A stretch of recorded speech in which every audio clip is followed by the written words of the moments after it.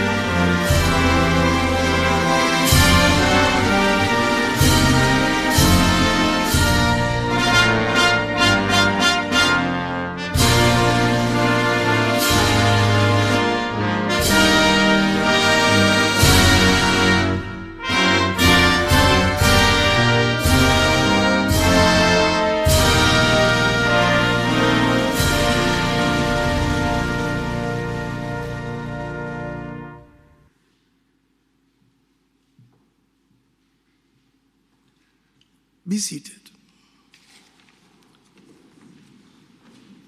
It is time for prayer. Let's compose our thoughts as we look to God in prayer. Let us pray. Eternal God, God of the moon and stars, God of the mountains and valleys, God of princes and paupers, we acknowledge your sovereignty in the affairs of your created order. We praise and thank you for placing us congregated in this space this morning on the wake-up list for today. And we thank you for gifting us with what we need to be ambulatory and clear-minded. We praise and thank you for Jamaica, land we love. We thank you for her breathtaking beauty, her indomitable people, her irresistible culture. And, oh God, with general elections looming, we thank you for our deepening democratic traditions. This morning, we thank you especially for our judiciary and the role they continue to play in the shaping of an ever-evolving, ordered society and a nation. We place before you its architecture and apparatus, and every actor in the various stages of the process. We intercede, O God, on behalf of those being sworn in today. Help them to strengthen the firewall around our maturing democracy so that justice and truth may increasingly be ours forever. Equip them with the resources they shall need to fulfill this awesome task laid upon their shoulders. Be pleased to grace them with wisdom, good health, and strong support systems as they give of themselves in service to nation. Creator, Redeemer, Sustainer God, may you be pleased to bless all of us together, gathered in this space. We pray this in your name. Amen. Thank you very much, Reverend Johnson. His Excellency, the Most Honorable Sir Patrick Allen, will now address us, after which the Governor General Secretary, Major Dwayne Hill, will read the instrument of appointment and invite the judges to subscribe the oath of allegiance and the judicial oath. Your Excellency.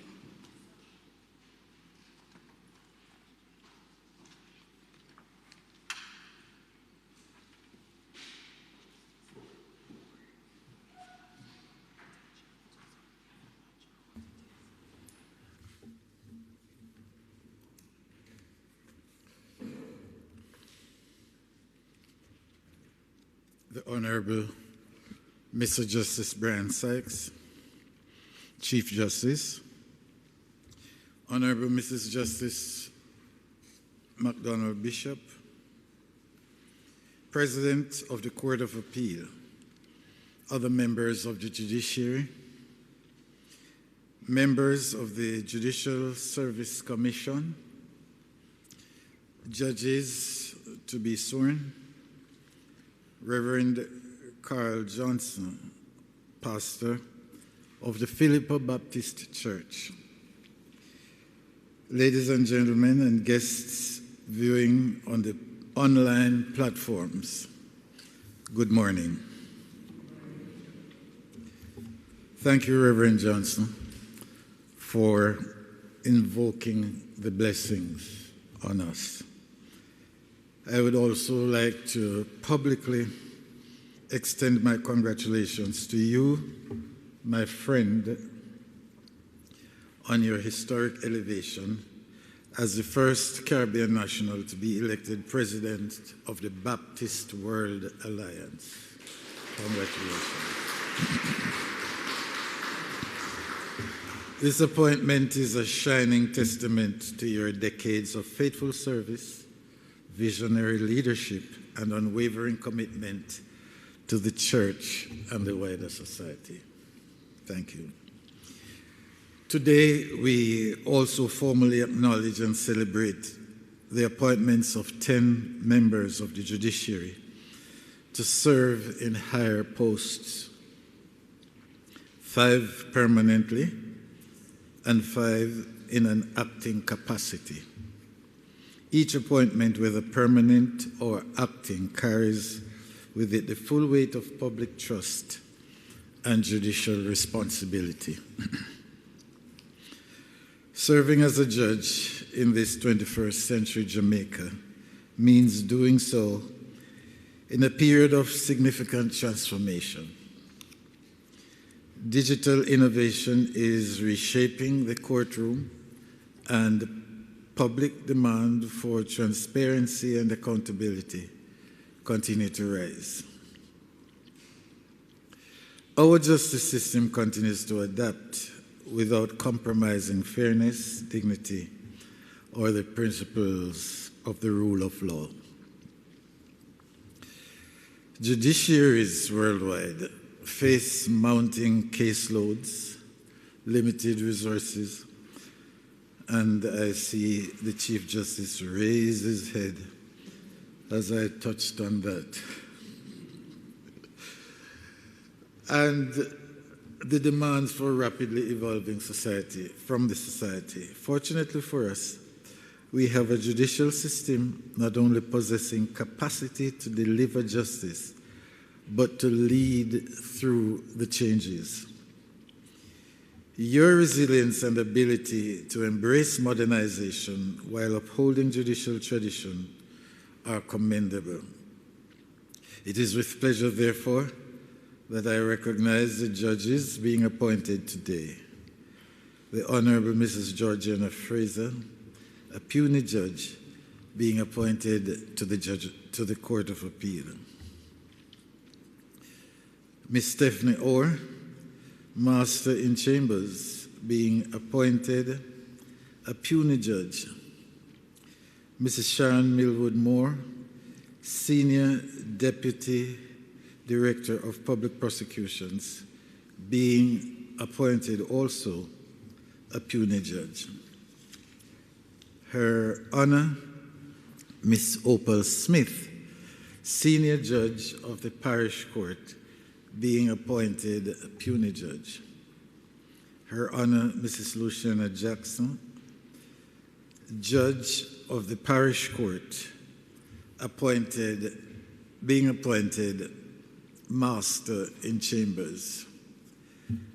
We have some judges who are going to be acting as well for shorter periods of time.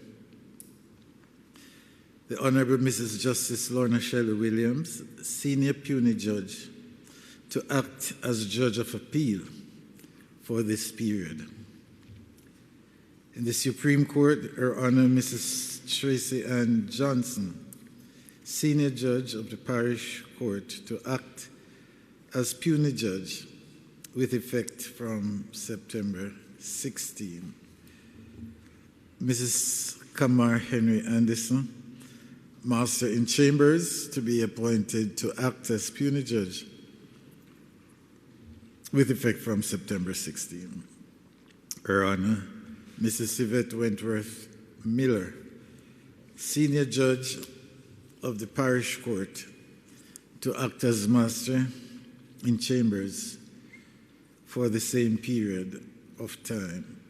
And Her Honor, Miss Christine McNeil, Judge of the Parish Court, to be appointed to act as Master in Chambers with effect from September 16, 2025.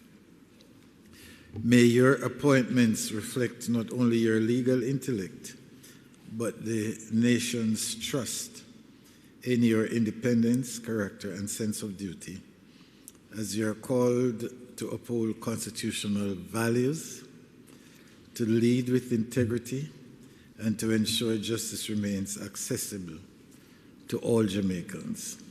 I offer my congratulations on your appointments and hope your service will be marked by clarity, courage, and confidence, and earn the confidence of those you serve. Thank you.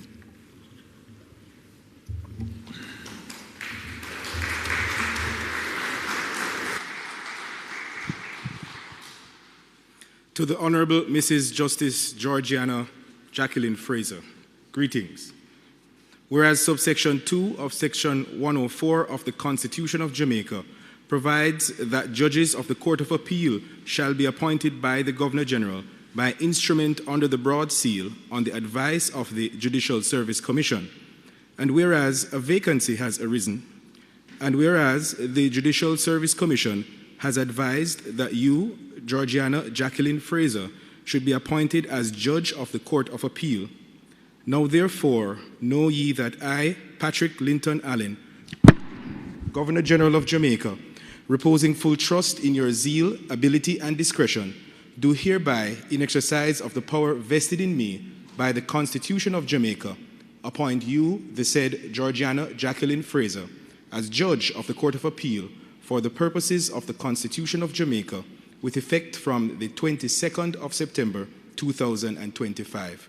Given under my hand and the broad seal of Jamaica at King's House this first day of September in the year of our Lord, 2025, and the third year of the reign of His Majesty, King Charles III. God save the King.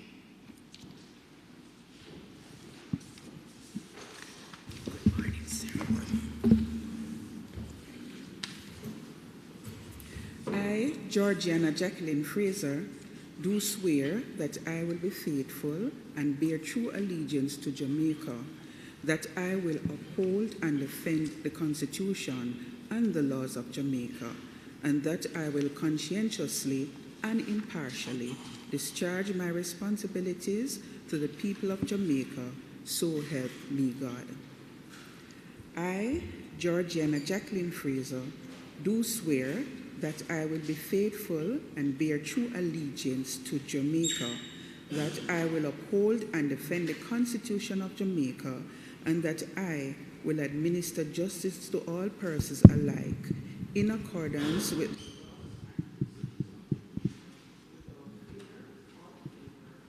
action or ill will. So help me God.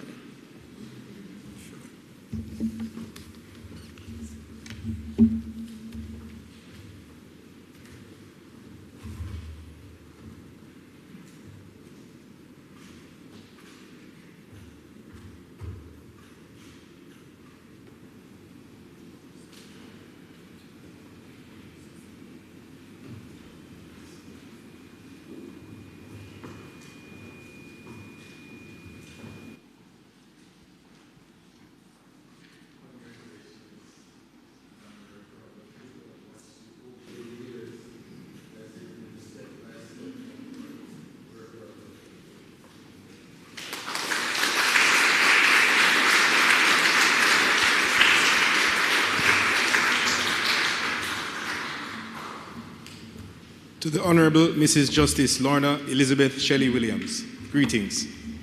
Whereas subsection 2 of section 105 of the Constitution of Jamaica provides that acting judges of the Court of Appeal shall be appointed by the Governor General by instrument under the broad seal on the advice of the Judicial Service Commission. And whereas the Honorable Mr. Justice David Fraser has been granted vacation leave, and whereas the Judicial Service Commission has advised that you, Lorna Elizabeth Shelley Williams, should be appointed to act as Judge of the Court of Appeal. Now therefore know ye that I, Patrick Linton Allen, Governor General of Jamaica, reposing full trust in your zeal, ability, and discretion, do hereby, in exercise of the power vested in me by the Constitution of Jamaica, appoint you, the said Lorna Elizabeth Shelley Williams, to act as Judge of the Court of Appeal for the purposes of the Constitution of Jamaica during the period from 22nd September 2025 to 19th of December 2025, given under my hand and the broad seal of Jamaica at King's House this first day of September in the year of our Lord 2025 and the third year of the reign of His Majesty King Charles III. God save the King.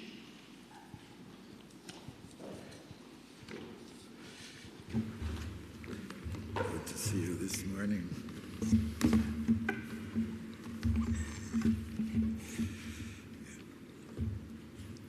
I, Lorna Elizabeth Shelley Williams, do swear that I will be faithful and bear true allegiance to Jamaica, that I will uphold and defend the Constitution and the laws of Jamaica, and I will conscientiously and impartially discharge my responsibilities to the people of Jamaica, so help me God.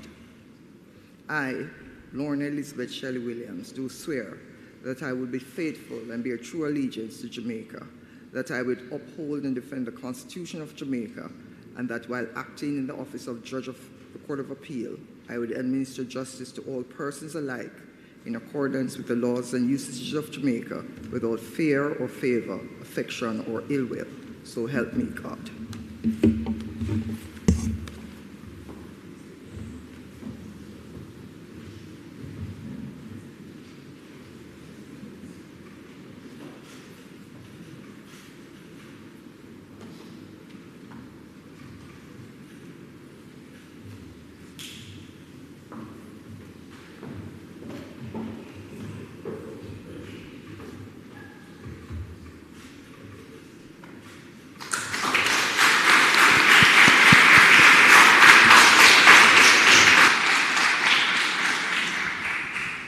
To Miss Stephanie Cavell Orr, Mrs. Sharon Millwood Moore, Her Honor, Miss Opal Shauna Marie Smith, greetings. Whereas subsection 2 of section 98 of the Constitution of Jamaica provides that puisne judges shall be appointed by the Governor General by instrument under the broad seal on the advice of the Judicial Service Commission, and whereas a vacancy has arisen, and whereas the Judicial Service Commission has advised that you, Miss Stephanie Cavell Orr, Mrs. Sharon Millwood Moore, and Her Honor, Miss Opal Shauna Marie Smith, should be appointed as puisne judge. Now therefore, know ye that I, Patrick Linton Allen, Governor General of Jamaica, reposing full trust in your zeal, ability, and discretion, do hereby, in exercise of the power vested in me by the Constitution of Jamaica, appoint you, the said Ms. Stephanie Cavell Orr and Mrs. Sharon Millwood Moore, as puisne judge for the purposes of the Constitution of Jamaica, with effect from the 16th September 2025, and Her Honor Ms. Opal Shauna Marie Smith as puisne judge for the purposes of the Constitution, with effect from the 22nd September 2025, given under my hand and the broad seal of Jamaica at King's House this first day of September in the year of our Lord 2025, and the third year of the reign of His Majesty King Charles III. God save the King.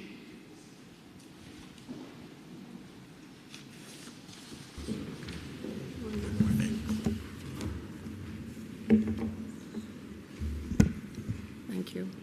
I, Stephanie Cavell Orr, do swear that I will be faithful and bear true allegiance to Jamaica, that I will uphold and defend the Constitution and the laws of Jamaica, and that I will conscientiously and impartially discharge my responsibilities to the people of Jamaica, so help me God.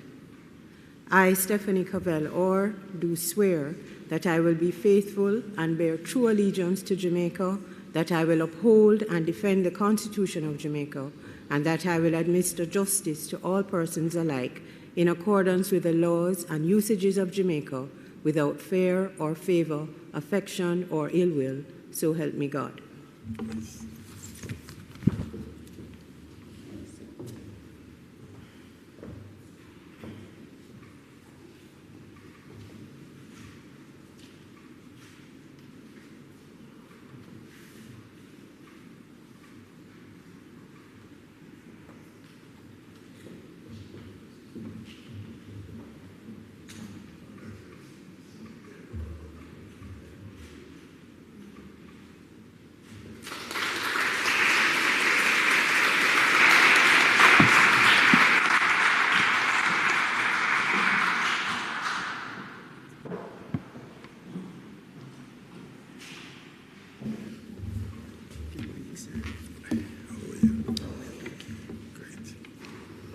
I, Sharon Annette Millwood Moore, do swear that I will be faithful and bear true allegiance to Jamaica, that I will uphold and defend the Constitution and the laws of Jamaica, and that I will conscientiously and impartially discharge my responsibilities to the people of Jamaica, so help me God.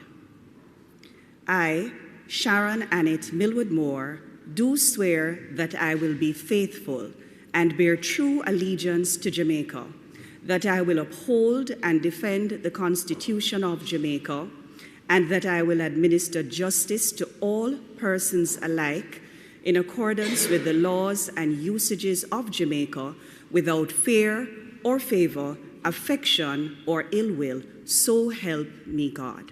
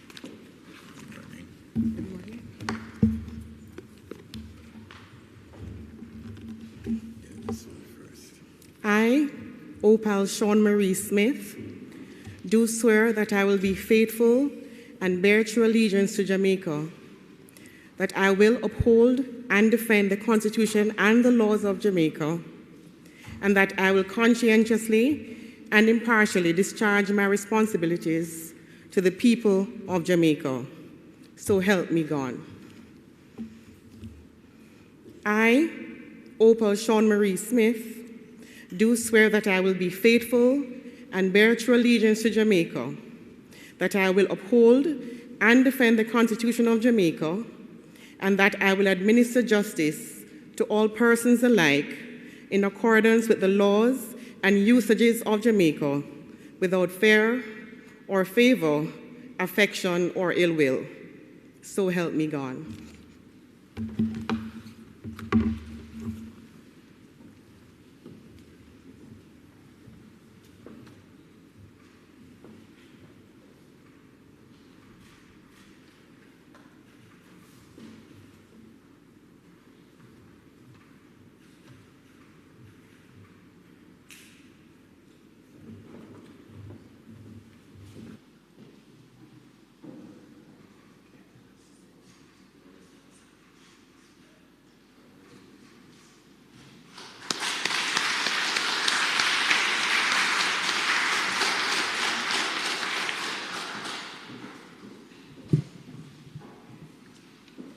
Her Honor, Mrs. Tracy Ann Latoya Johnson, Mrs. Kamar Ayana Henry Anderson, greetings. Whereas subsection 2 of section 99 of the Constitution of Jamaica provides that acting puisne judges shall be appointed by the Governor General by instrument under the broad seal on the advice of the Judicial Service Commission. And whereas the Honorable Mrs. Justice Audrey Lindo has been granted pre-retirement leave, and the Honorable Mrs. Justice Grace Henry Mackenzie has been granted vacation leave, respectively. And whereas the Judicial Service Commission has advised that you, Tracy Ann Latoya Johnson, and Kamar Ayana Henry Anderson should be granted or should be appointed to act as puisne judges. Now therefore, know ye that I, Patrick Linton Allen, Governor General of Jamaica, reposing full trust in your zeal, ability, and discretion, do hereby, in exercise of the power vested in me by the Constitution of Jamaica, appoint you, the said Tracy Ann Latoya Johnson, to act as puisne judge for the purposes of the Constitution, with effect from the 16th September 2025 until further orders, and Kamar Ayana Henry Anderson to act as puisne judge for the purposes of the Constitution, with effect from the 16th September 2025 to the 19th December 2025. Given under my hand and the broad seal of Jamaica at King's House this first day of September in the year of our Lord 2025, and the third year of the reign of His Majesty King Charles III. God save the King.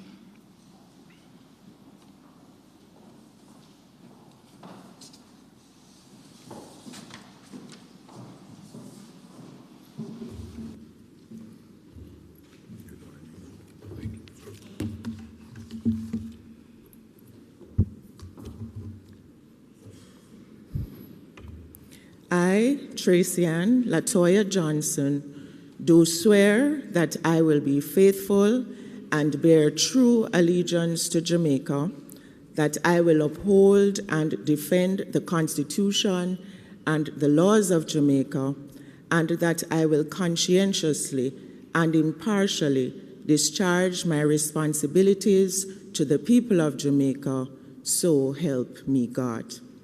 I, Tracy Ann Latoya Johnson, do swear that I will be faithful and bear true allegiance to Jamaica, that I will uphold and defend the Constitution of Jamaica, and that while acting in the office of puisne judge, I will administer justice to all persons alike in accordance with the laws and usages of Jamaica, without fear or favor, affection, or ill will, so help me God.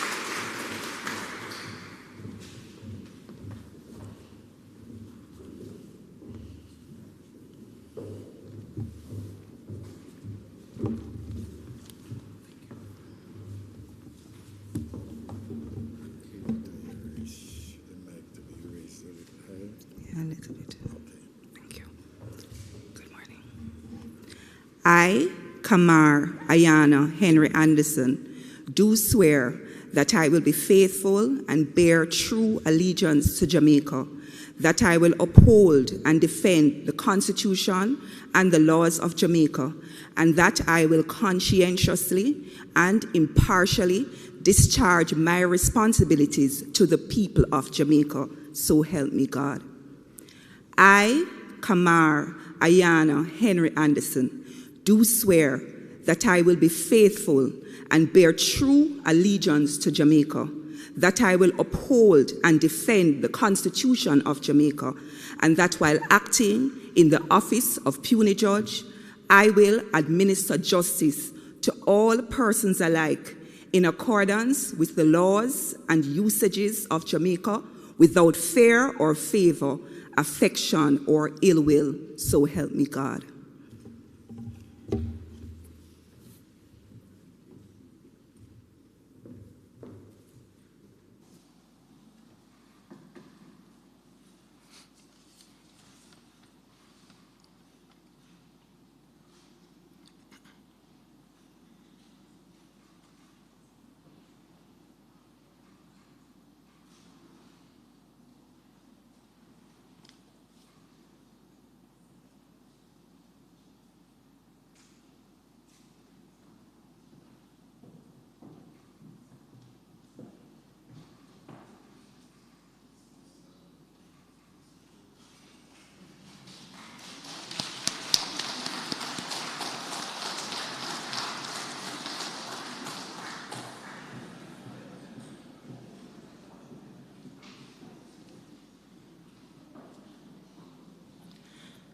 To Her Honor, Mrs. Lushana Marie Jackson, greetings.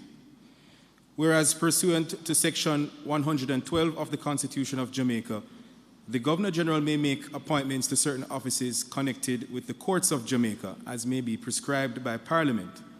And whereas a vacancy has arisen, and whereas the Judicial Service Commission has advised that you, Lushana Marie Jackson, should be appointed as Master in Chambers. Now therefore, know ye that I, Patrick Linton Allen, Governor General of Jamaica, reposing full trust in your zeal, ability, and discretion, do hereby, in exercise of the power vested in me by the Constitution of Jamaica, appoint you, the said Lushana Marie Jackson, as Master in Chambers with effect from the 16th September 2025 in a vacant post. Given under my hand and the broad seal of Jamaica at King's House this first day of September in the year of our Lord 2025 and the third year of the reign of His Majesty King Charles III. God save the King.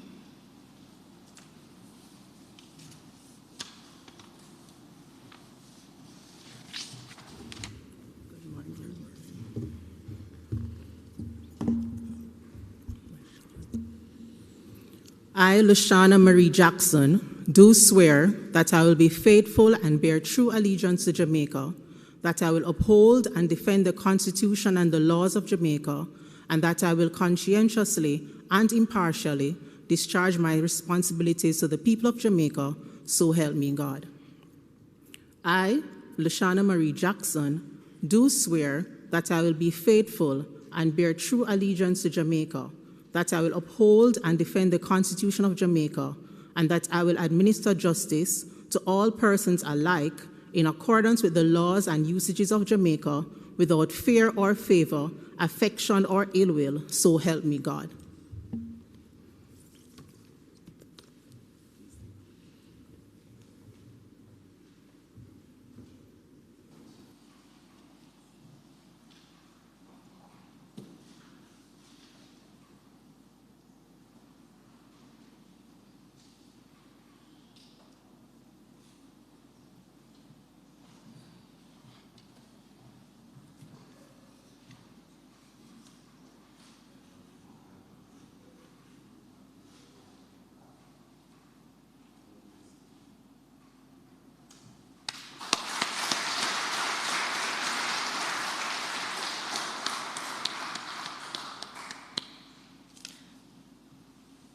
To Her Honor, Miss Christine Marcal McNeil, Her Honor Yvette Albertha Wentworth Miller, greetings. Whereas pursuant to Section 112 of the Constitution of Jamaica, the Governor General may make appointments to certain offices connected with the courts of Jamaica as may be prescribed by Parliament. And whereas a vacancy has arisen and Mrs. Kamar Henry Anderson is acting in a higher post, and whereas the Judicial Service Commission has advised that you, Christine Marcal McNeil, and Yvette Albertha Wentworth Miller should be appointed to act as masters in chambers. Now therefore, know ye that I, Patrick Linton Allen, Governor General of Jamaica, reposing full trust in your zeal, ability, and discretion, do hereby, in exercise of the power vested in me by the Constitution of Jamaica, appoint you, the said Christine Marcal McNeil and Yvette Albertha Wentworth Miller, to act as masters in chambers with effect from the 16th September 2025 to the 19th December 2025, given under my hand at King's House this first day of September in the year of our Lord 2025 and the third year of the reign of His Majesty King Charles III. God save the King.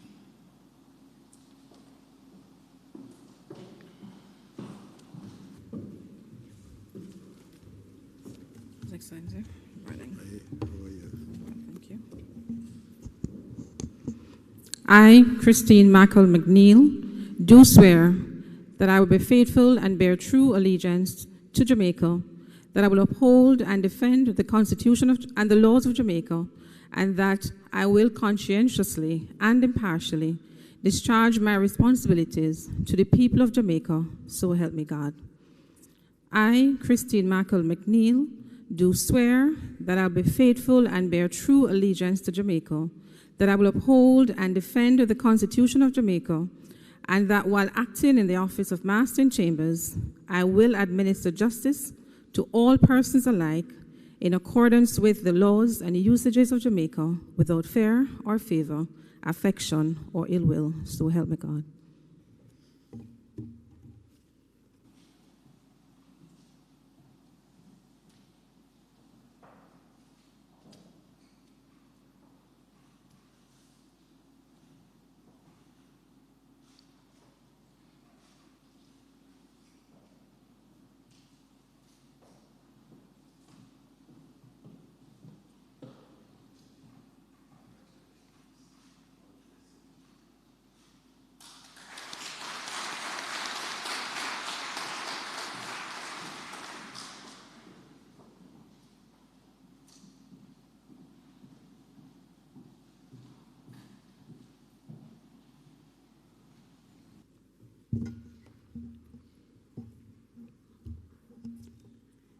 I, Yvette Albertha Wentworth Miller, do swear that I will be faithful and bear true allegiance to Jamaica, that I will uphold and defend the Constitution and laws of Jamaica, and that I will conscientiously and impartially discharge my responsibilities to the people of Jamaica, so help me God.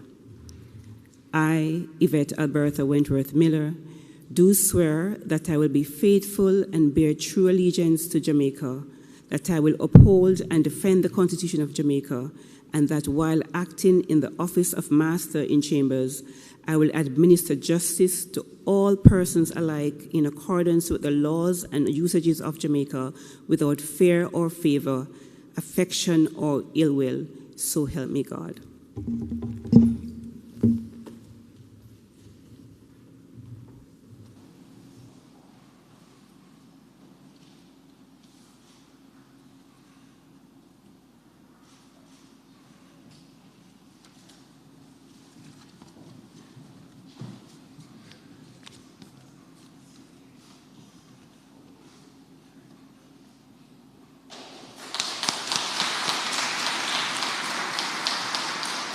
Thank you, Your Excellency. Thank you, Your Excellency. Thank you very much, Major Dwayne Hill, and congratulations, judges. I now invite the President of the Court of Appeal, the Honorable Mrs. Justice McDonald Bishop, to give her remarks.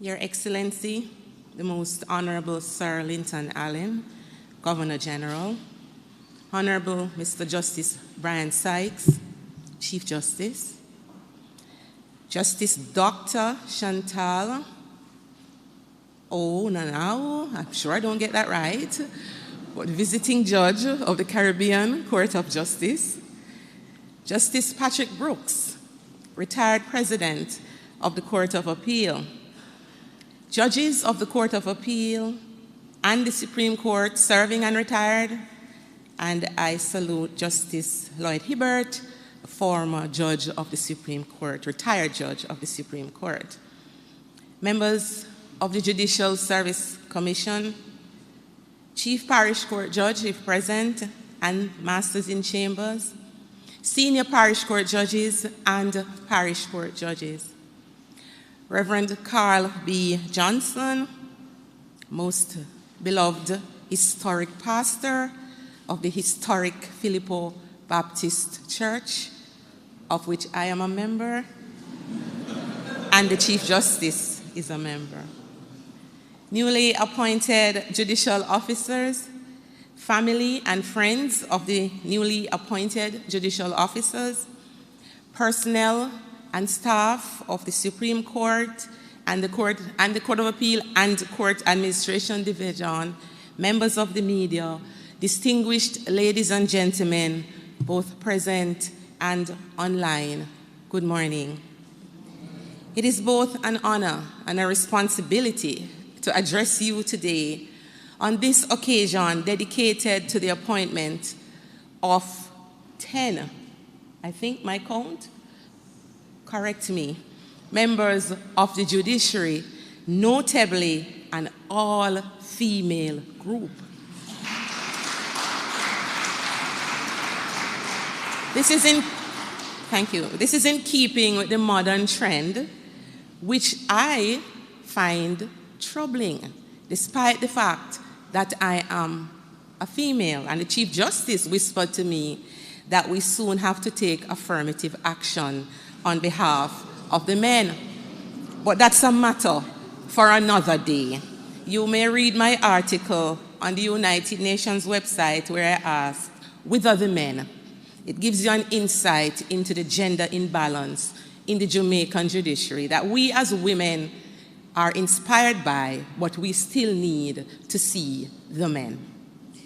I thank you, Your Excellency, Lady Allen, and the staff of King's House for your usual kind hospitality and for accommodating the judiciary this morning. I also wish to join in expressing my sincerest appreciation and heartfelt congratulations to my pastor, Reverend Carl B. Johnson, for his historic appointment to the Baptist World Alliance, making him the first Caribbean national to hold that prestigious position. And most of anything else, for his prayerful wishes and exhortation, which we desperately need as a judiciary. May God continue to bless you, sir, and use you for his purpose. As a member of the judicial, before I go on, I see retired Chief Justice Dale McCullough here, and I extend warmest welcome to you, madam. As member of the Judicial Service Commission and a colleague whose path has intersected with the newly appointed judges at some point during my too long service in the administration of justice, it is my absolute pleasure to extend warmest congratulations to them and to wish them every blessing for a successful and rewarding tenure on behalf of myself and the entire Court of Appeal family. These appointed judicial officers are present here at this time because they have been identified and endorsed by the Judicial Service Commission, on whose recommendation their appointments by His Excellency have been made. In congratulating and applauding them as newly appointed judicial officers, their appointments should not be seen as proof that the Commission considers them perfect, meaning they lack nothing necessary for their judicial role. Not at all. Whether they want to accept it or not, Each of them is a work in progress. But good work leads to good progress. Everyone has the potential for improvement and development in various aspects of her professional life. And I am confident, that's a Freudian slip, I am confident that in time they will get as close to perfect, if not perfect.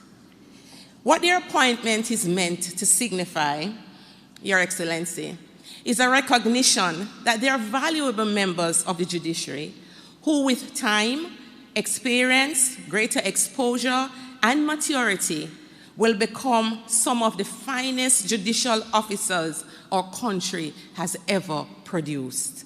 In short, they have the potential to be outstanding members of the judiciary, provided their health and other life changes permit. And I pray for them long life, good health. I must recognize, particularly in a special way today, though, the Honorable Justice Georgiana Fraser, who will be permanently appointed to the Court of Appeal as of 22nd September 2025, after a lengthy but necessary acting period at the court. I will not get involved in the likely yet amicable debate that sometimes occurs among us as judges at the Court of Appeal regarding who is the longest actingest judge. It is safe to say that she has acted for a substantial duration, comparable to at least 2 other judges at the Court of Appeal whose names will remain unknown, but who have spoken at King's House before. Justice Fraser is not only a consistently diligent and industrious worker with high ethical standards, contributing positively to the court's work, but she has adopted well to the family-oriented culture of the court with her collegial, respectful, and enterprising spirit. Her story is a testament, when you hear it, to grit, perseverance, resilience, and triumph. She's one of those, like myself, whose appointment gives meaning to the well-known expression, if you don't know my story, you will never understand my glory. Justice Fraser is a pleasure to work with, except when, as co-chair of the Welfare Committee, she demands payment of our outstanding dues. She frequently infringes our constitutional right to privacy, which includes details of our indebtedness and financial embarrassment. However, that is a small price to pay when weighed against the joy she brings to the court, assisting those in need of support and upliftment during difficult moments in their lives. Despite her stern disposition and occasionally wry sense of humor, she has a kind heart beneath it all. I welcome her on behalf of the judges and staff of the Court of Appeal with open arms, and a grateful heart. I also warmly and specially welcome Justice Shelley Williams' return to the court. She served with us for 1 term, and we were pleased with her engagement with us. We have invited her back for a 2nd time to give her the opportunity to gain additional experience in the appellate sphere and to really show us what she's made of. She's here to assist us at a time when we need an acting judge with some experience in the Court of Appeal. I hope her positive contribution continues and that she will enjoy her 2nd term with us, as I know you will be missed at the Supreme Court. But I'm sure the Honorable Chief Justice will do his best to make the pain of your absence more bearable, if not minimal. I single out as well Master Wentworth Miller. Well, to be, you're sworn in today for the 16th, I think. And this is your first time here at King's House, Madam. I extend my warmest congratulations to you.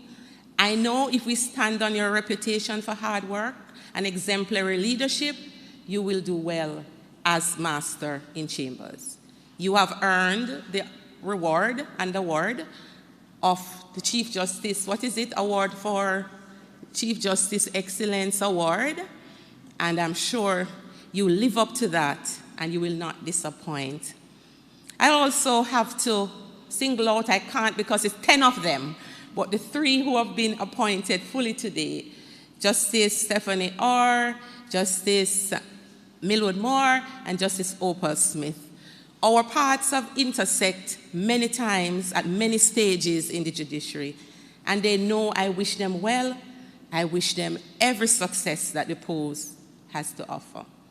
Having reviewed the appointments as a whole, and those whose names I have not called, your time will come because you're still acting to be appointed, and I have to have something to say the next time you're here.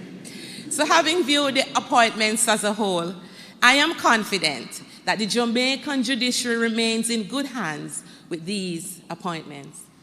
As I extend my heartfelt congratulations to you as you embark on this noble and demanding journey in the service of justice, I wish to share just some reflections at what it means not just to carry out the judicial role with integrity and all the other values that embody judicial ethics and proper work ethics, but to weave into that role the essential threads of what I've fallen in love with, the concept of care ethics. The observer said I said clear ethics when I spoke to the justices of the peace some time ago. It's C-A-R-E, care ethics. This is a dimension increasingly recognized as indispensable to judicial wellness worldwide. I have taken on this advocacy for care ethics to be integrated into the administration of justice at all stages and phases of the execution of our role. I raised the concept with the justices of the peace at a banquet recently in the context of administration of justice when we deal with the mentally ill offenders in our criminal justice system. Today, I am raising it with my colleagues as a notion, a concept that should be integrated while we execute our role as judicial officers. What is care ethics? It is not surprising that the notion was coined by a female. It is a moral and philosophical approach that prioritizes empathy, care, and compassion in relationships and decision-making. It focuses on particularly specific contexts and relationships, but more than anything else, vulnerability. It recognizes human frailty and fragility. It promotes a more nuanced and empathetic approach to ethics, emphasizing, among other things, care in our lives. The approach is widely used in various fields, especially in healthcare, education, social work, and environmental conservation. But it can be applied to the administration of justice in various ways. But today, as we celebrate the appointment and promotion of our colleagues, I find it within this context to be reminded in the spirit of the United Nations recognition of the importance of judicial wellness, of the necessity to look after ourselves, even as you, the newly appointed judges, undertake the new mission that lies ahead. We all know that on March 4, 2025, the United Nations General Assembly passed a resolution declaring 25th July as the International Day for Judicial Wellbeing. This was supported by the government of Nauru. The resolution was adopted by 160 countries, with 1 voting against it and 3 abstaining. So on July 25, we celebrated our first International Day for Judicial Wellbeing. I can only hope that the day got the broad recognition and solemn observance it deserved. We at the Court of Appeal tried our best to make it a reality. I ask that we as judges, and especially our newly appointed colleagues, to not let the energy and effort of the judges who champion this cause to go to waste. I recognize especially the sterling leadership of Justice Raganjiva Wimalasina, the President of the Court of Appeal of Nauru, and convener of the Nauru Declaration Draft Committee, of which our own Chief Justice was an active and member and robust advocate. And I think he deserves a round of applause in his effort. Your Excellency, the global acknowledgement of judicial wellness following robust advocacy on behalf of us as judges should remind us that judicial wellness is no private luxury. It is a matter necessary for institutional strength and public trust. No member of the public wants an unhealthy, almost mad judge dealing with their matters. So mental health is a reality, and mental hygiene and sleep hygiene, good sleep, they say hygiene, which I am suffering the lack of. We need to have that incorporated within our execution of our roles. Healthy judges mean sound judgments, sustainable courts, and ultimately substantial justice for all. Now this, my fellow colleagues, this role of judging and the achievement of court excellence cannot survive on aspirations and intentions alone. The role must be inspired not only by our day-to-day discipline and quiet habits we call our work ethics, but also care ethics, which should filter into judicial wellness and well-being. As judges, we have an obligation to ourselves to take care of ourselves. This concept of care ethics aligns with our duty because we are human beings, even though some may seem to forget that those who administer justice are also humans and in need of care. Fatigue clouds clarity. Stress and emotional burdens affect us. We get memory blocks. Sometimes last week I couldn't do any work because I couldn't bend my neck because the doctor said it was tension resulting from stress. So if we neglect our well-being, our judgment becomes compromised. Burnout replaces patience. Therefore then, as an older judge, a judge who is celebrating her 25 years as a judge in Jamaica and elsewhere, I have seen it by now. I am grieving the loss of a colleague who sits with me at the Commonwealth Commonwealth Secretariat Arbitral Tribunal, Catherine Callaghan, KC.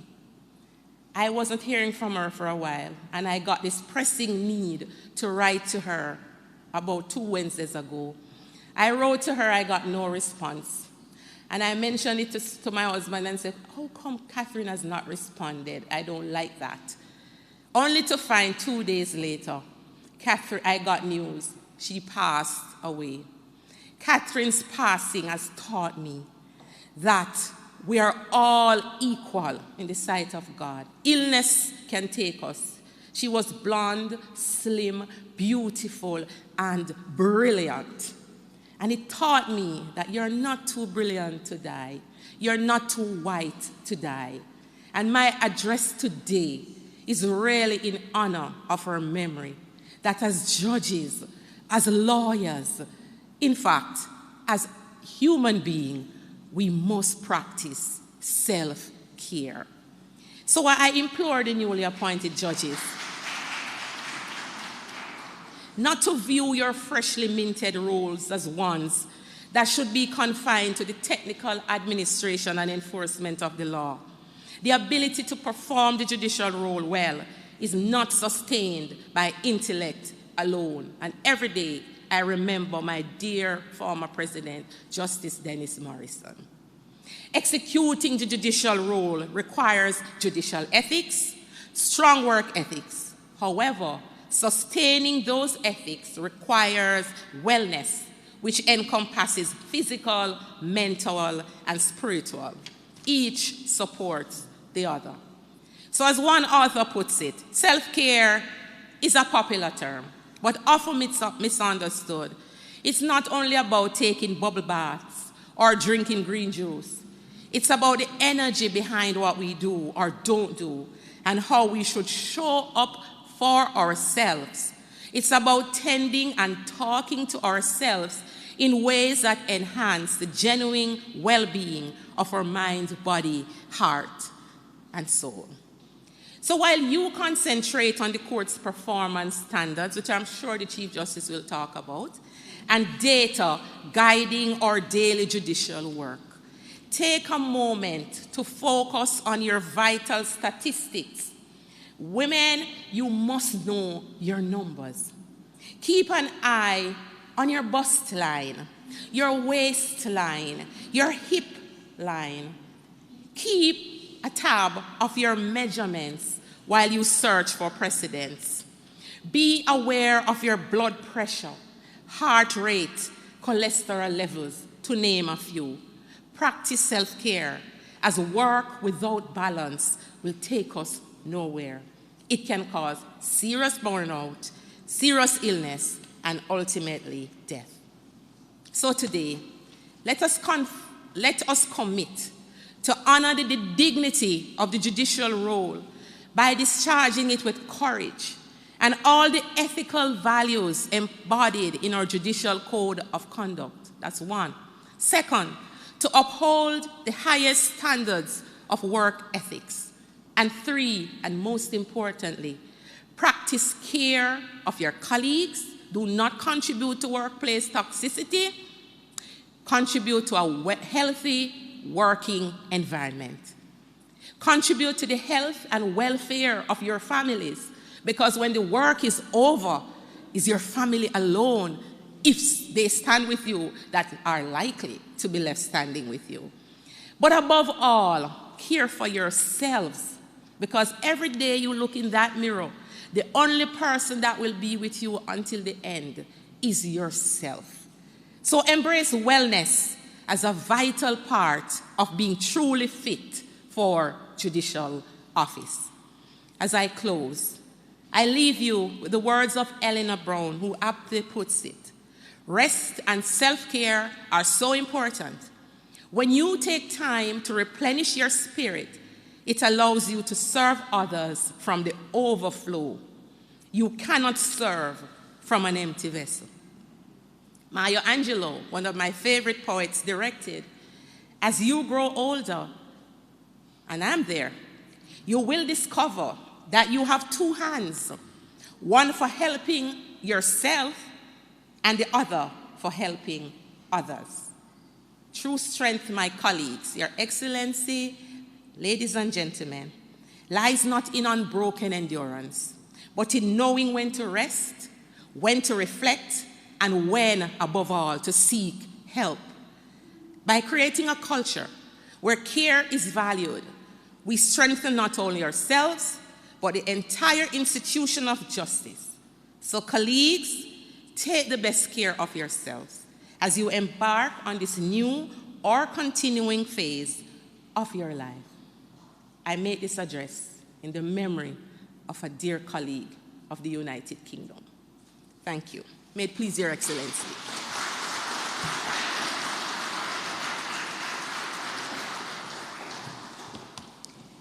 Thank you very much, Mrs. Justice McDonald Bishop. I now invite Chief Justice, the Honorable Mr. Justice Brian Sykes, to give his remarks.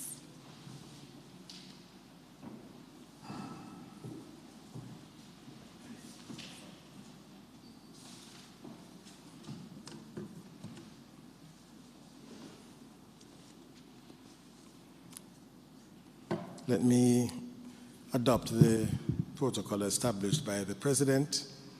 I wish to adopt what she has said, so it will make my speech a bit shorter. But as you know, I have to speak about the numbers.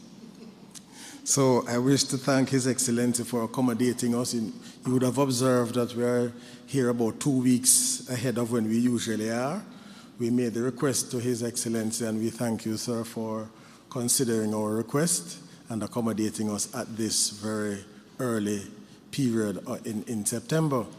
And let me acknowledge the presence of Mrs. Justice Zayla McCullough, former Chief Justice, President of the Court of Appeal, Justice Patrick Brooks, the Judge of the Caribbean Court of Justice, still one of our newest justices in the Caribbean Court of Justice, Justice Chantal Ananawu, and the judges of the Court of Appeal, Supreme Court, judges of the Parish Court, distinguished colleagues, friends of the persons who have been, well, the ladies who have been sworn in, let me use the most specific expression, the ladies who have been sworn in, and their family, friends, and well-wishers. And just to say that their confirmation here this morning is really reflective of the support that they have received over many, many years, through their years in high school, throughout university, throughout the years of their legal career, to bring them to this point.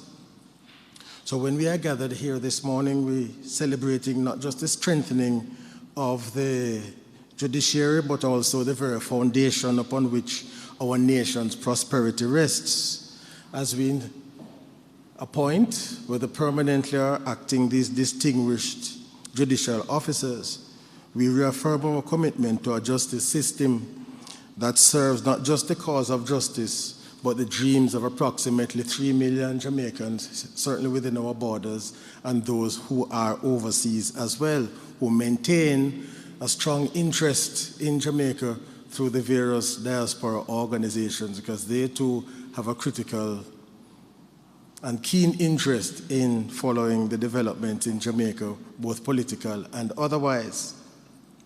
Now, the Chevron's report of 2007 crystallized a fundamental truth in paragraphs 66 and 67, where it says that the rule of law and effective functioning of the courts and the justice system underwrite the wealth and prosperity of Jamaica by providing the legal certainty, clarity, and predictability, which are the essential preconditions of successful investment, commerce, and financial environment. The strategic importance of an effective justice system and its relationship to social and economic development is ever more true today in our shrinking global world with ever-increasing mobility of people and capital. And so at paragraph 67, he continued, there are myriad arguments to be made in support of reinvestment in the justice system. Economic and social development are hampered by an inefficient justice system which has a direct impact on investor confidence. The justice system is a generic platform on which all other sectors of society must depend and build. When our justice system fails, our democracy cannot be sustained. Justice is the bedrock of a safe and secure society and is inextricably linked to development. An efficient justice system sustains a society and facilitates its peaceful evolution. And talking about peaceful evolution, one of the things that we should be thankful for and be proud of is the build-up to this election. For those of us who are old enough to remember the days of the extreme levels of violence in the 1970s, 1980s, 1990s. And now, we hardly even think about the tensions surrounding the general elections, and the legal system has contributed very significantly to that by discharging its responsibilities in a very efficient, fair, and balanced manner. And something that we should also mention too is this, that the Caribbean region remains a beacon of excellence and the example of how good governance can operate, despite our difficulties, because one of the striking features of our democracy is that the executive has consistently accepted the decisions of our courts. You don't have the demonstrations and appeal to impeach judges and remove judges whenever the decision doesn't go the way that political actors would like, and for that we must be thankful for. So, an inefficient judiciary has a high cost. According to persons who have studied this, it can cost a country up to 2.5% of its gross domestic product annually. The cost manifests itself in two ways. Direct cost, that is, drain resources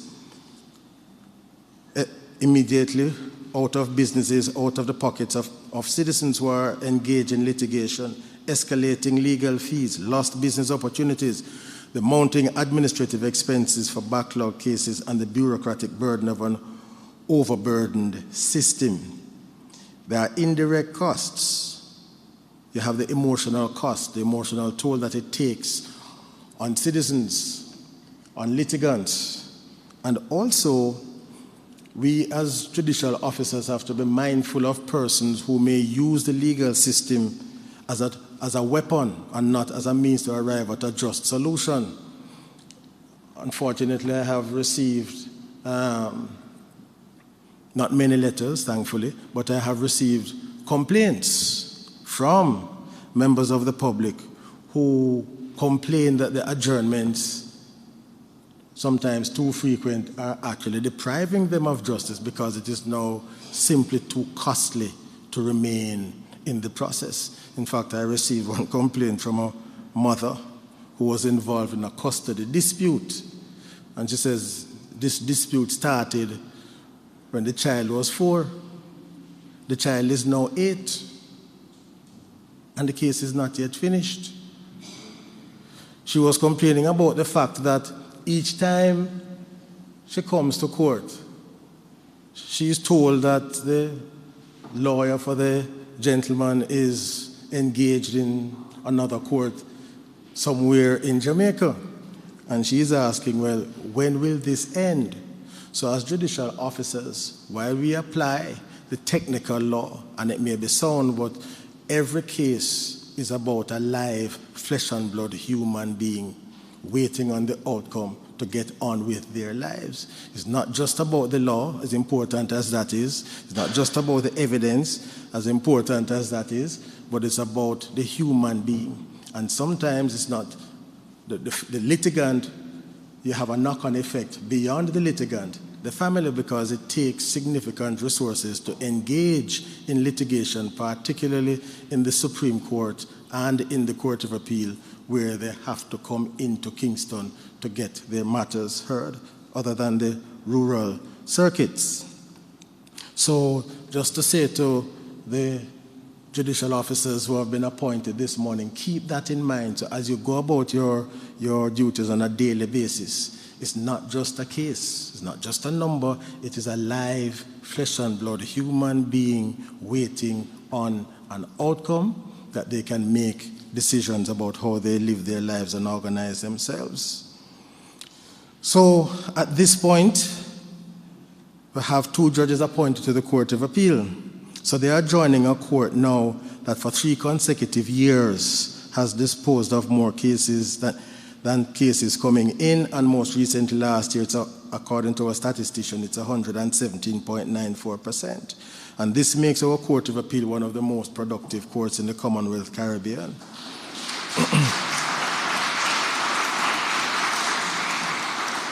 Now, why is this important?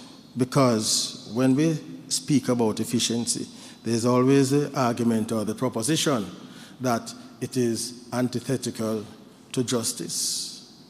So far, the data here and in other well-run court systems, there is absolutely zero evidence to suggest that when courts are efficient, the quality of justice is undermined. In fact, what the evidence shows is that it's the contrary. The longer the cases take, it is the worse the quality of justice. So that is why performance standards matter. So for those who still continue to make the argument, you need to actually examine the data, examine the case law coming out of the Court of Appeal, and see if you are able to demonstrate that there has been a diminution of quality of the decisions of the Court of Appeal because it has become more efficient. And if you can't, then, accept the evidence and we move on and we can have a debate about something else, but certainly not about efficiency and the quality of justice anymore.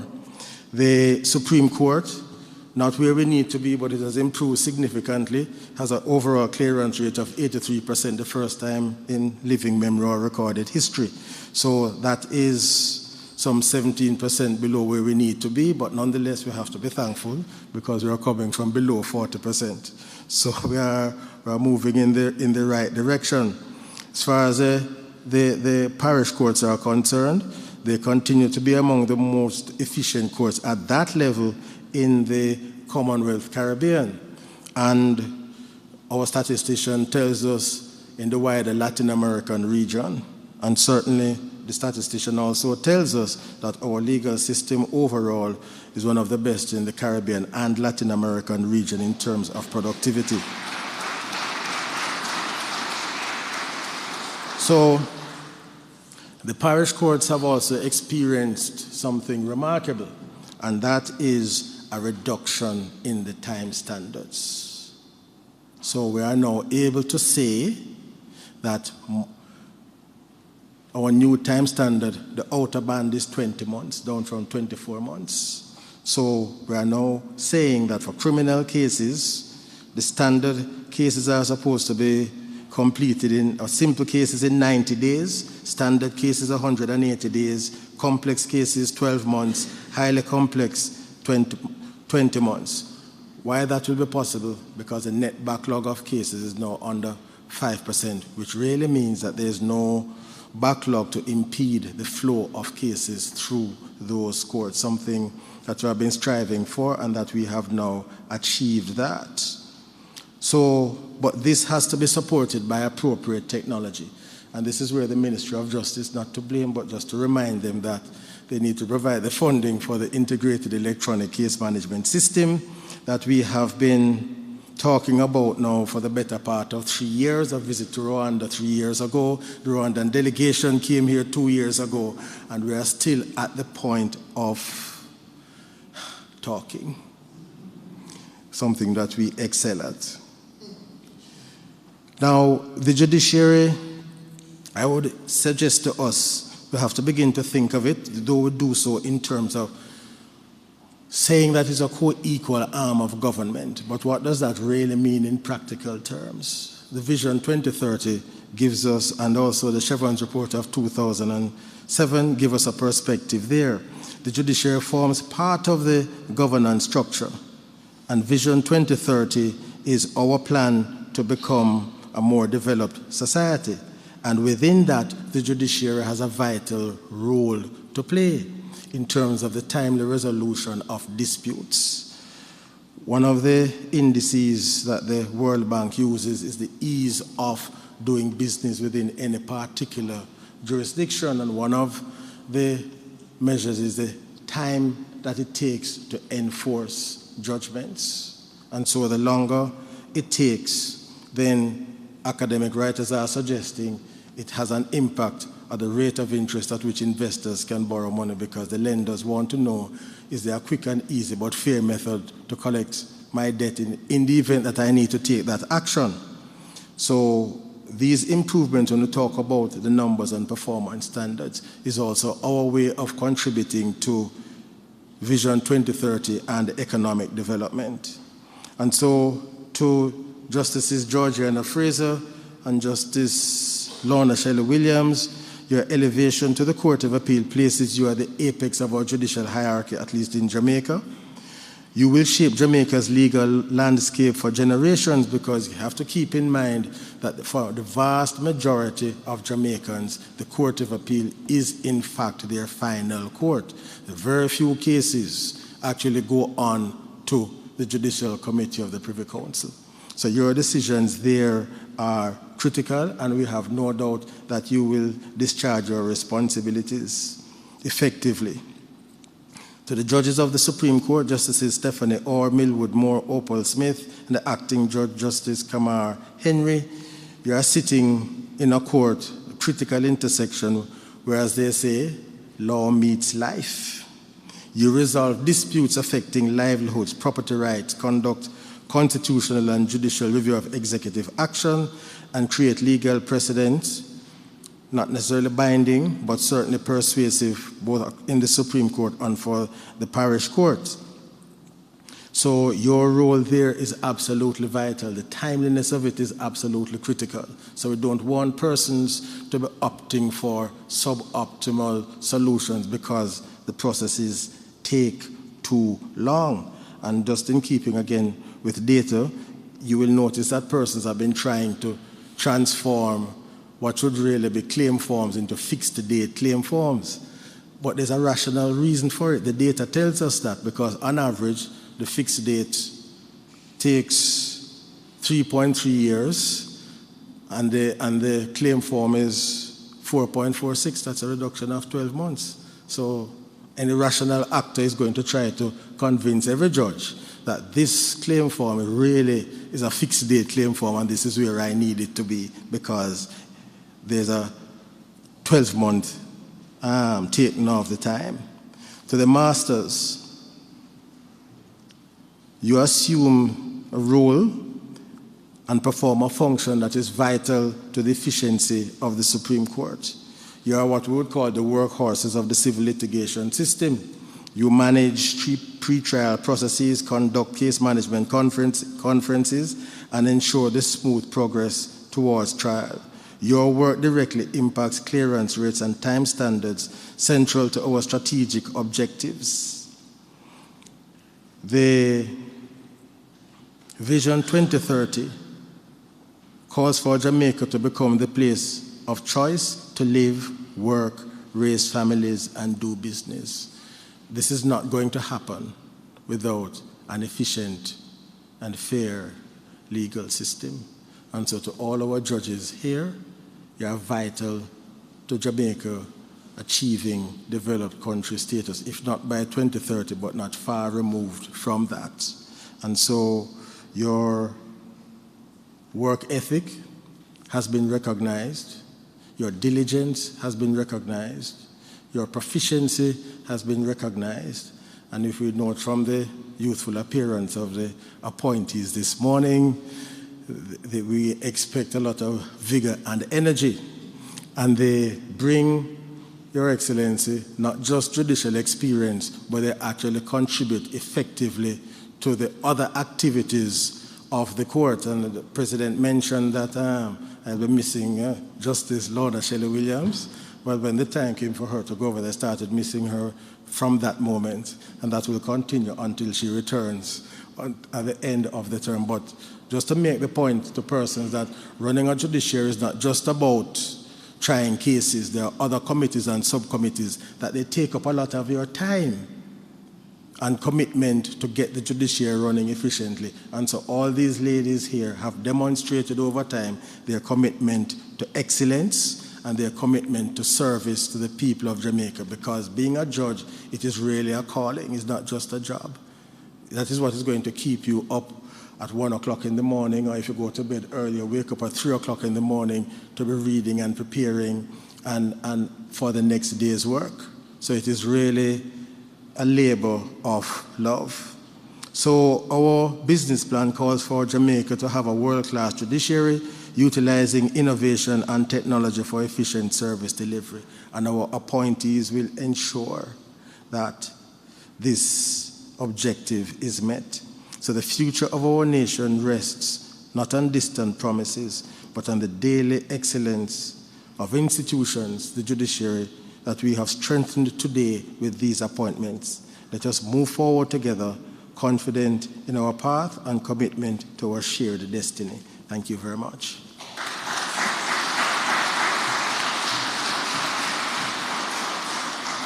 Thank you very much, Chief Justice. I now invite the Honorable Mrs. Georgiana Fraser, who will give remarks on behalf of the judges sworn in.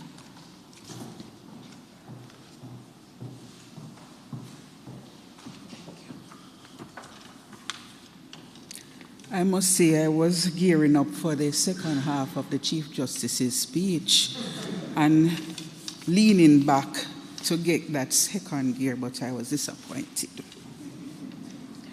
His Excellency, the Most Honorable Sir Patrick Allen, the Honorable Mr. Justice Brian Sykes, Chief Justice, the Honorable Mrs. Marva MacDonald Bishop, President of the Court of Appeal, the Honorable Mrs. Zelia McCullough, immediate past Chief Justice of Jamaica, the Honorable Mr. Justice Patrick Brooks, immediate past President of the Court of Appeal, judges of the Court of Appeal, serving and retired, judges of the Supreme Court, serving and retired, the Honorable Mrs. Justice Chantal Ananawu, Judge of the Caribbean Court of Justice, and I hope I did not do a disservice by mispronouncing your name.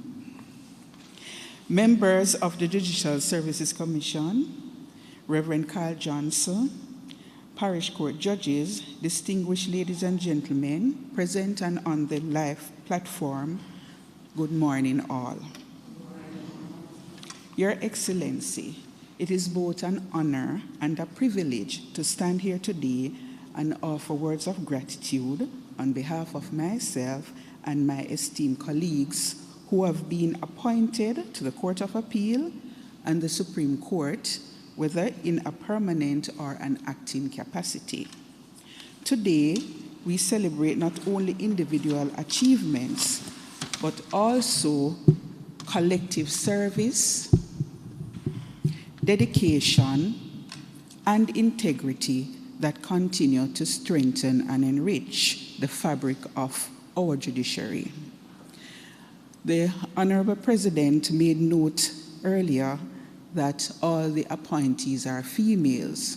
She also made the remark that this is unfortunate. For my part, I say that this is phenomenal.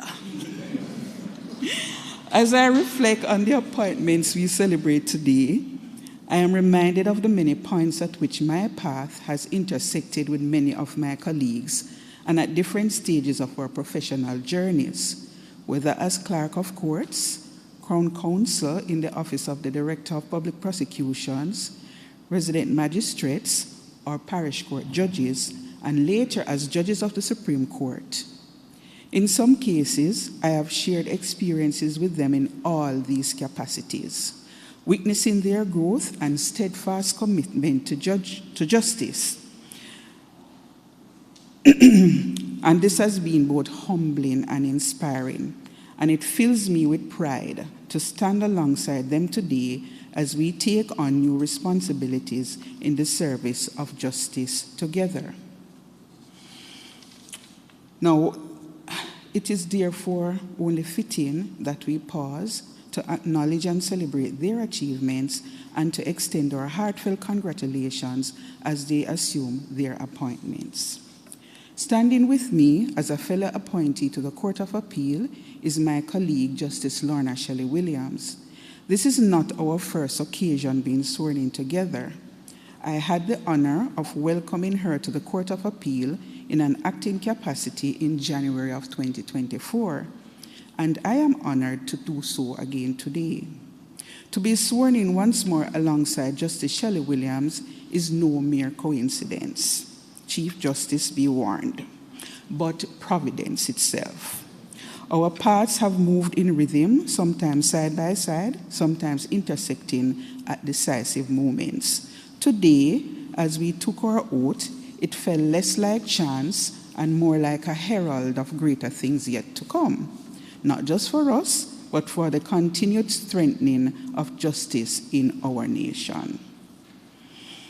I first met Justice Stephanie Orr when she became a parish court judge in 2010. Although our paths crossed for only a short time then, she left me with the clear impression of being hardworking and determined, someone who could get the job done no matter how daunting the matter. That impression has only strengthened over time. Justice Orr wishes to thank her family for their unwavering love and support.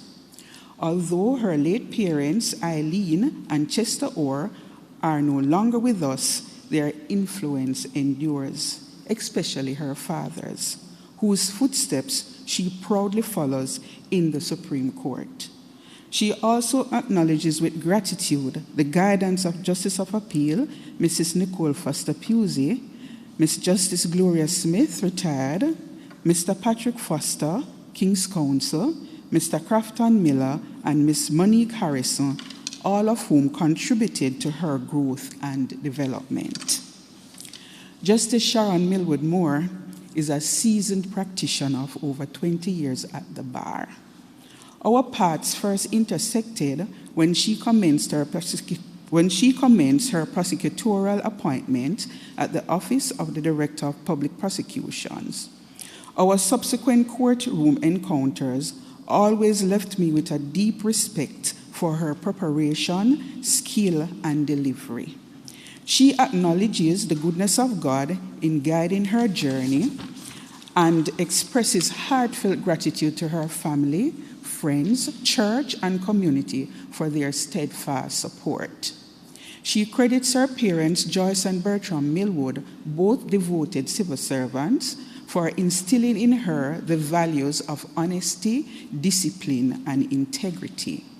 Values reinforced by the love of her stepmother, siblings, and wider family. She is especially thankful to her husband, Dwight, and their children, Sena, Savannah, and Dimitri, whose patience and sacrifice during the demanding years of advocacy made this moment possible, and whose lives, she hopes, will be inspired by the example of discipline and hard work. She acknowledges her mentors, Dr. Eileen Boxill, King's Counsel, and Ms. Paula Vanessa Llewellyn, King's Counsel. She regards her many exchanges with judges, past and present, as memorable and enriching.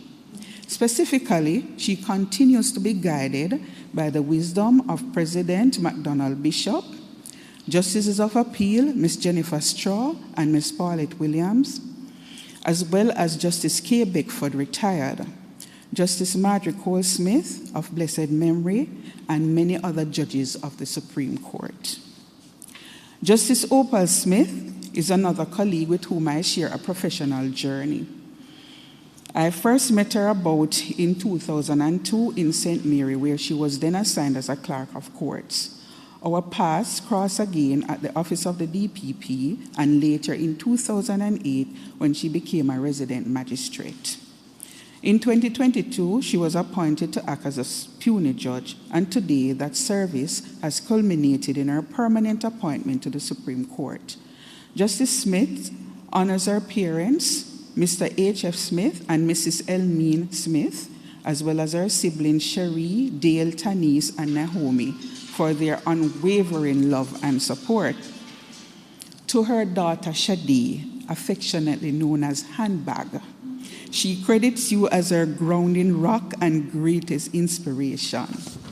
And Justices Judith Pusey and Pettigrew Collins, she extends heartfelt thanks for your mentorship and guidance that continue to shape her journey. Master in Chambers, Mrs. Lushana Jackson. I first crossed paths with her in 2004 at the Halfway Tree Court, where I was a new resident magistrate and she a freshly minted clerk of courts. She was then still sporting her father's name, that is, Miss Ramsey.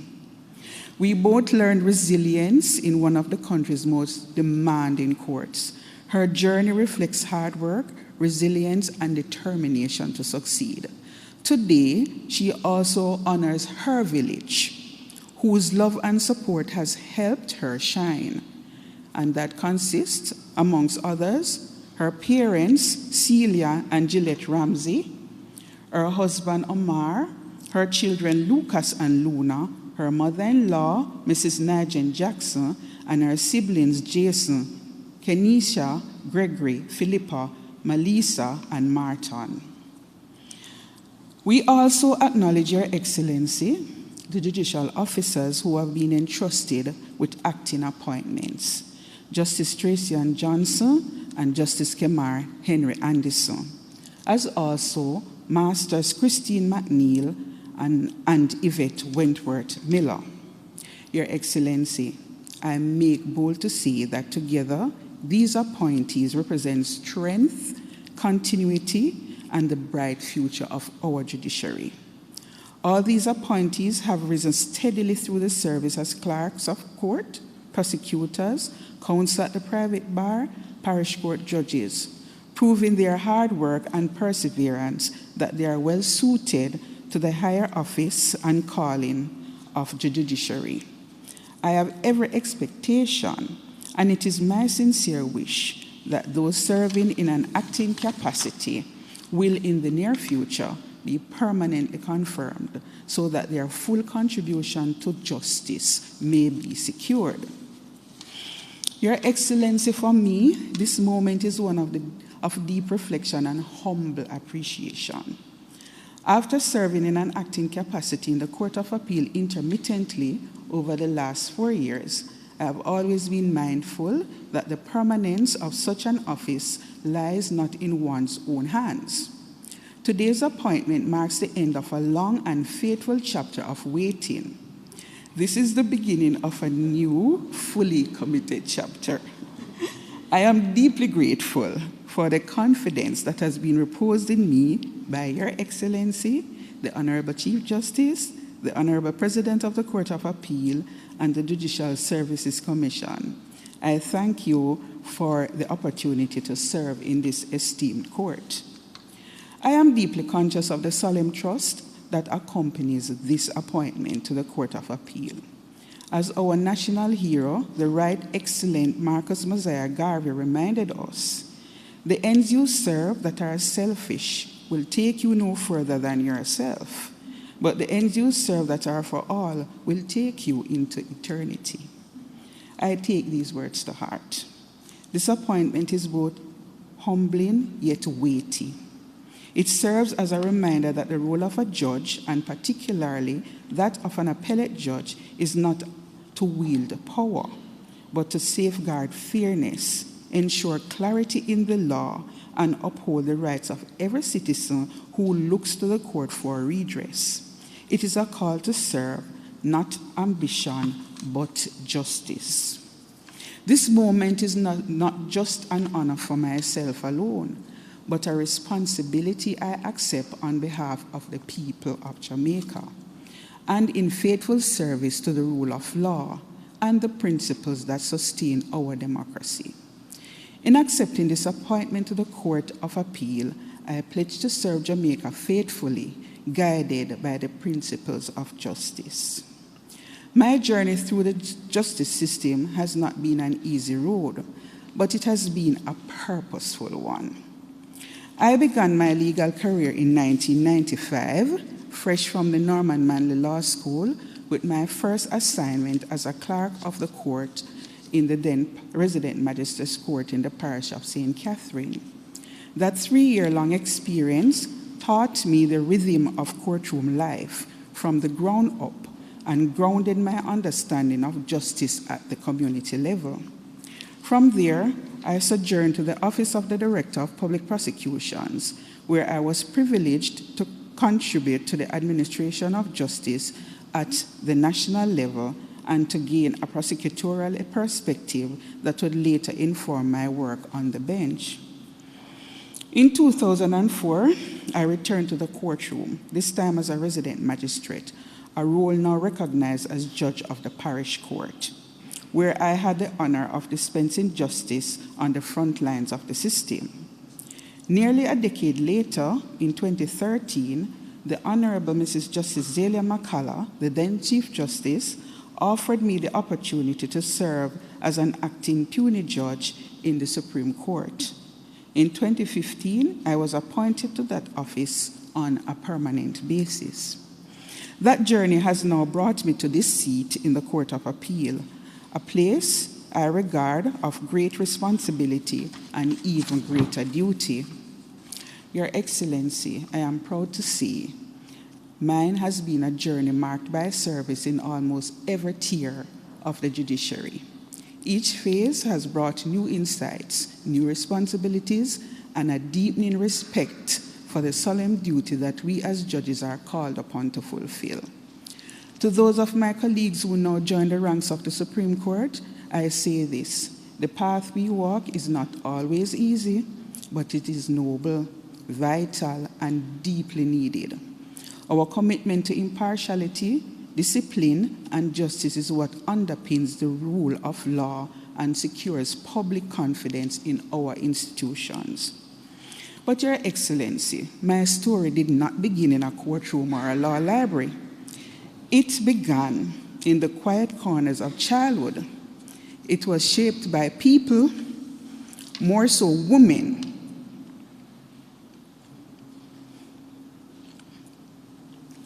who poured their love, wisdom, and discipline into my life. At the top of the list is my beloved grandmother, Mrs. Iris Johnson-Cuff. Though now long gone, she played a pivotal role in my early development. I was not what you might call a fast learner. In fact, I struggled in my early years at school. The art of reading, which came easily to others, was difficult for me. During that difficult period of my formative years, some unkind persons would probably have labeled me a dunce. But Grandma Iris never let that define me. She made me feel seen, capable, and worthy. She convinced me that with enough effort and belief, I could achieve anything I set my mind to. In the latter part of the 1970s, while attending primary school, to secure a place at what we called a traditional high school, you had to face the dreaded common entrance examination. My grandmother paid for extra lessons, and I don't know where she got the money from, because, truth to tell, we were a poor working class, subsistent farmer type family, so money was scarce. Honestly, we were poor but ambitious. So sure my grandmother was that I would succeed in securing a free place at the Hampton High School, she bought me a pair of brown leather shoes and a matching satchel. I was happy and relieved that I had not disappointed her.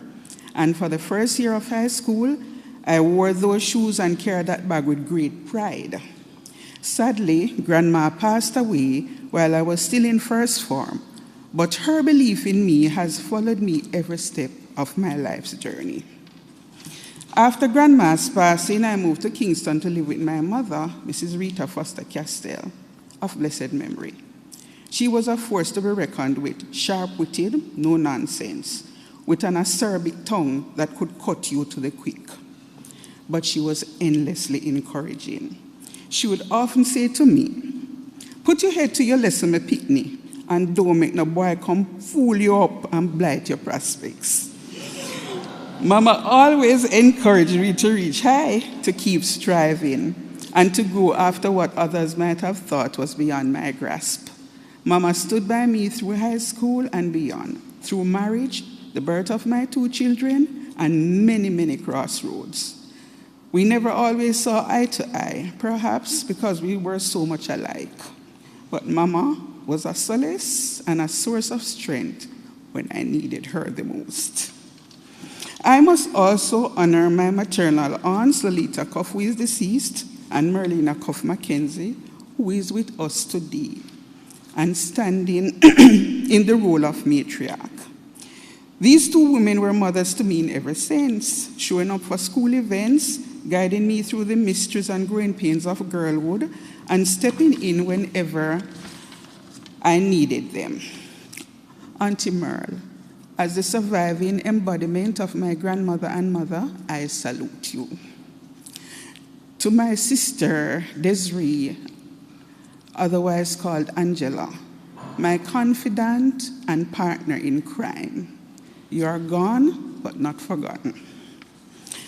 I must say a personal and deeply felt thank you to my spouse, Mr. Paul Fraser, my unwavering partner in life and on this journey. Your Excellency, when I decided to pursue studies at the tertiary level, I was a poorer woman than I am now, married and with 2 children. My chosen course of study would take me overseas, but it was not a step I took alone. For 2 years, while I was away in Barbados, Paul carried the weight of home, raising our 2 children, including our baby daughter, who was not yet 2 years old when I first boarded the plane to Barbados. Paul managed somehow to juggle the chaos of diapers, homework, school runs, his own work, and everything in between, all while holding our little world together with quiet strength and remarkable grace. He balanced the demands of work, parenting, and life, all while giving me the freedom to pursue my goals without guilt or hesitation. It was never easy, but he never made me feel like I had chosen ambition over family. Quite the opposite. He cheered me on, pushed me higher, and celebrated every milestone as if it was his own. We do not always see eye to eye, as any honest couple would admit, but his support has never wavered, not once. He has been my rock, strong, steady, and constant.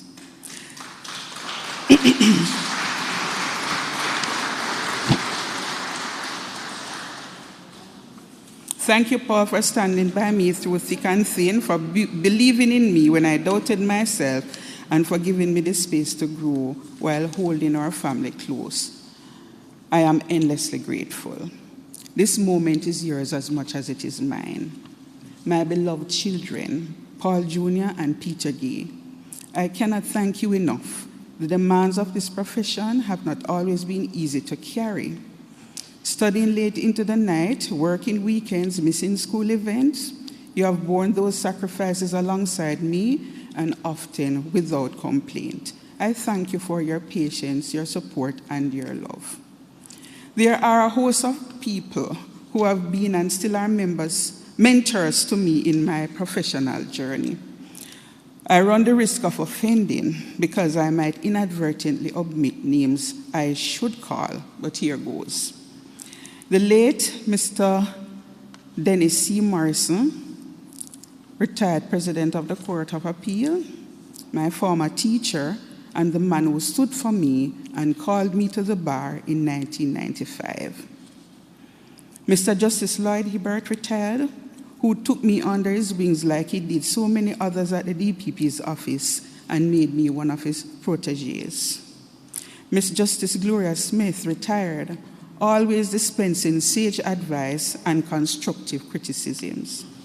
President Marva McDonald Bishop, who did not regard any assistance as too great to offer. Mr. Justice Patrick Brooks, now retired, President Patrick Brooks, now retired, kind and helpful in steering my initial journey in the Court of Appeal.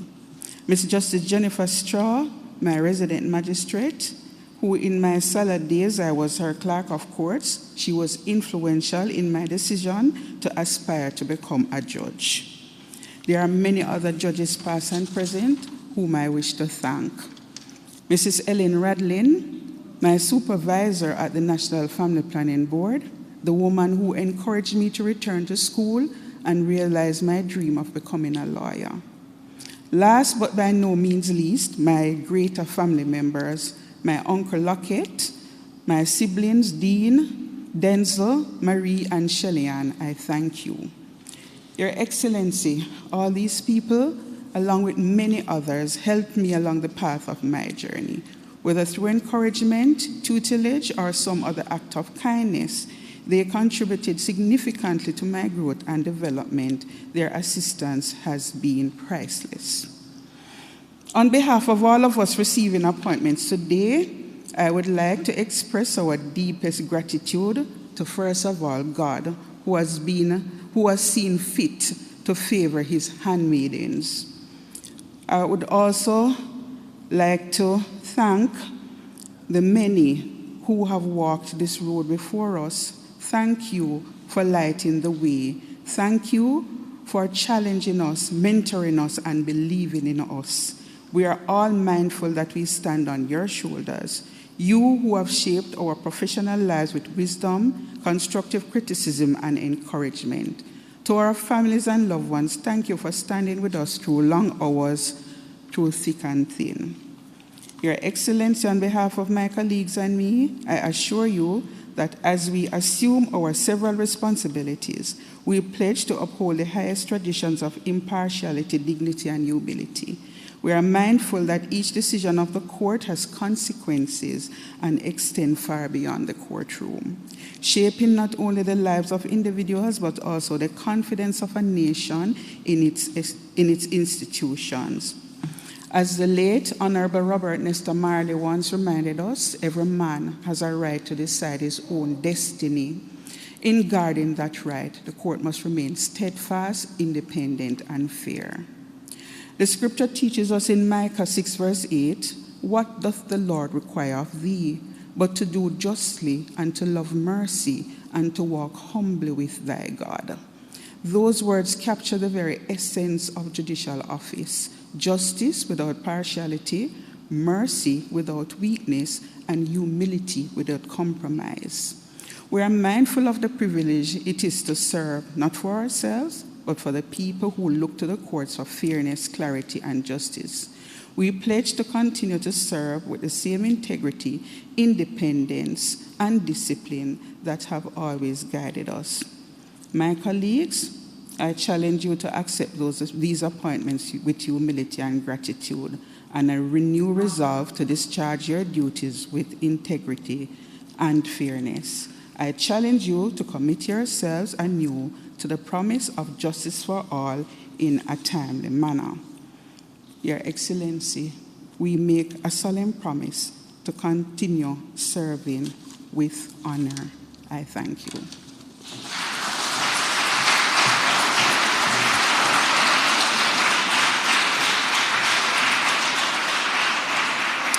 Thank you very much, Honorable Justice Fraser. Ladies and gentlemen, we have come to the end of the ceremony. On behalf of the Governor General, I thank you for attending this important ceremony as a mark of your support for the newly sworn-in judges and of your respect for the judiciary. Congratulations to each of you judges. We wish you every blessing in the execution of your duties. I will ask the judges to come to the center for a photo opportunity, and after which, ladies and gentlemen, I will say thank you once again for attending this ceremony, and I do ask you to have a wonderful day.